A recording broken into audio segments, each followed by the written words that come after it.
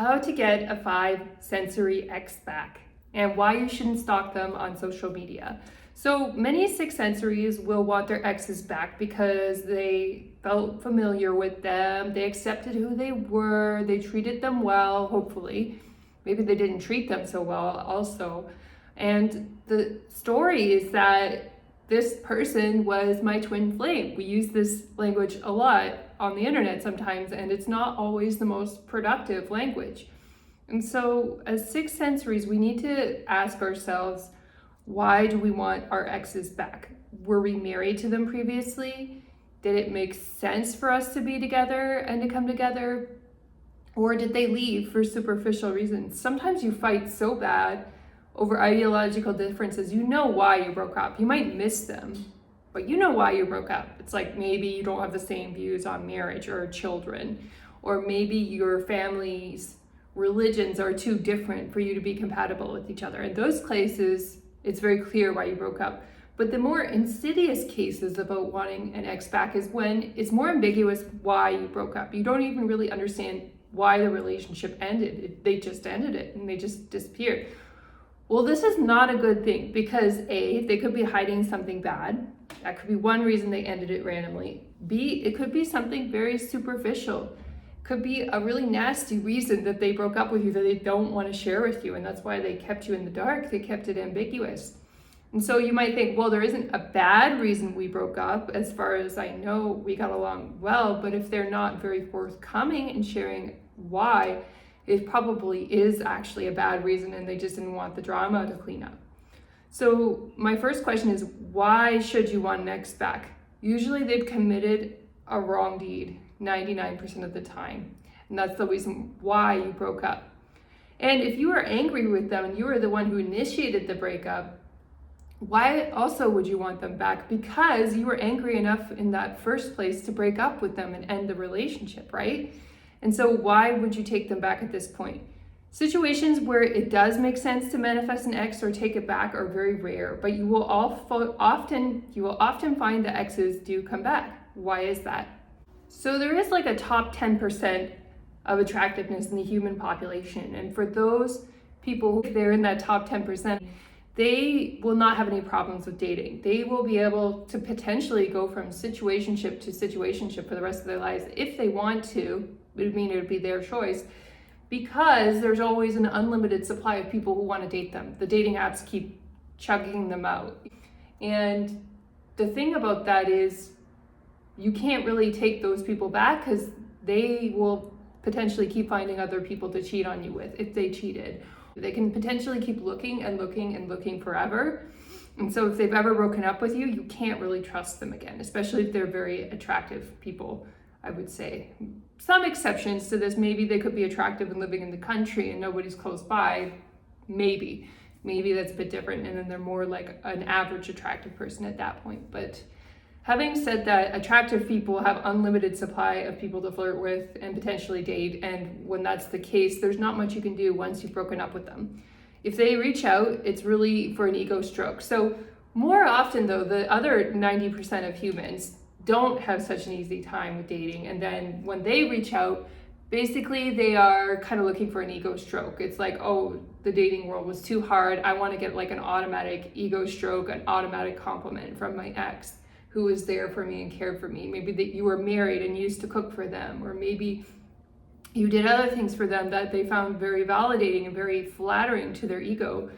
And if that's the case, then you really have to be careful. Like, why would you take them back? They're coming back after they've been rejected by the world, basically, and other people have seen through their stuff.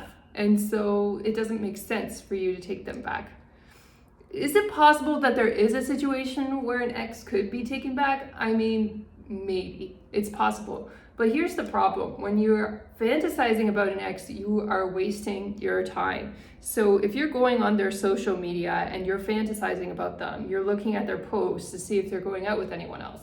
Or maybe they're putting up a song that you used to listen to together, or an experience or a place where you both used to go together. And they're kind of subtly hinting that they're reminiscing about you. Don't fall for that. Like, first of all, you shouldn't check their social media, but two, if you do check it and you do look and you have a bad moment, this sort of thing is not good enough to have like a deep, meaningful relationship. You can't waste your time looking and paying attention to this sort of thing. You're gonna ruin your life. Instead, what you need to do is go help society. Whenever you've had your heart broken, go and help society. If you're involved in a religion, maybe get involved in your religion if you really appreciate that religion that you came from. Or if you don't, go help a nonprofit, help the homeless, help animals who are abused in shelters and make sure they're rehabilitated and they're okay and that they're cared for.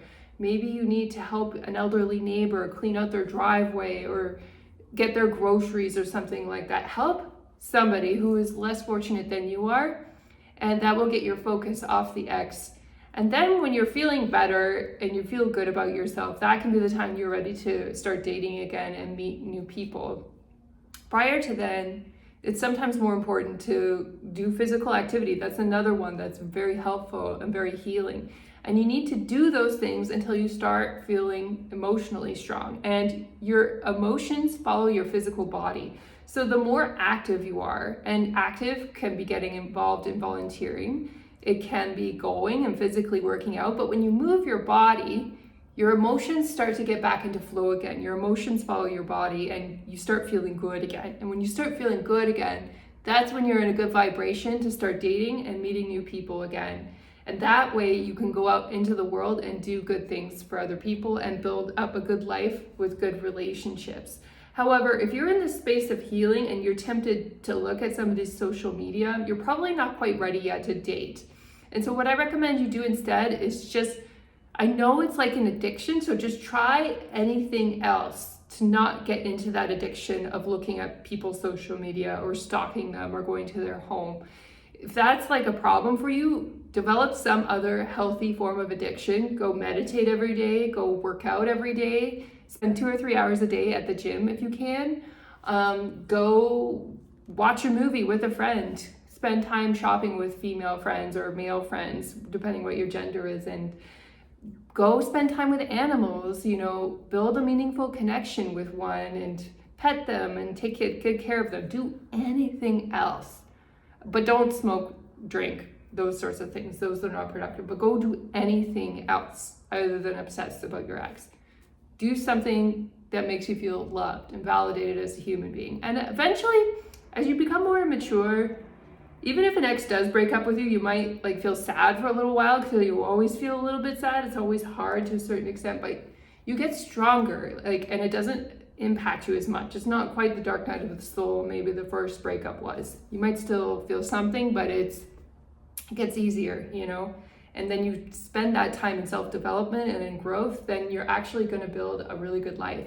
And that's what the universe wants to see from you. The universe is happy for you if you have a good, healthy relationship, but if you don't, it's not really a big deal in terms of what the universe expects for you as a human being. You're here on this planet to grow as a human being. I believe that's why we are alive and in physical human bodies.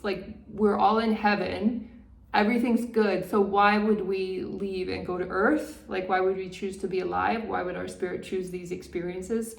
It's because we're supposed to grow.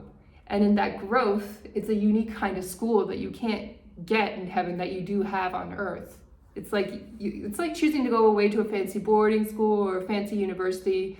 That's sort of what being alive as a human being is about. It's our school where we learn how to grow and evolve as human beings, and we learn how to love in very beautiful and complex ways. And we also learn to love and take care of ourselves, as well as human beings or animals who are more vulnerable than us.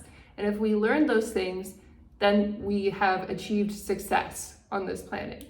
And if you have that opportunity to grow in that way in a marriage, that's cool, but you don't need one. It's just one vehicle for success, but there are many in order to build your beautiful life.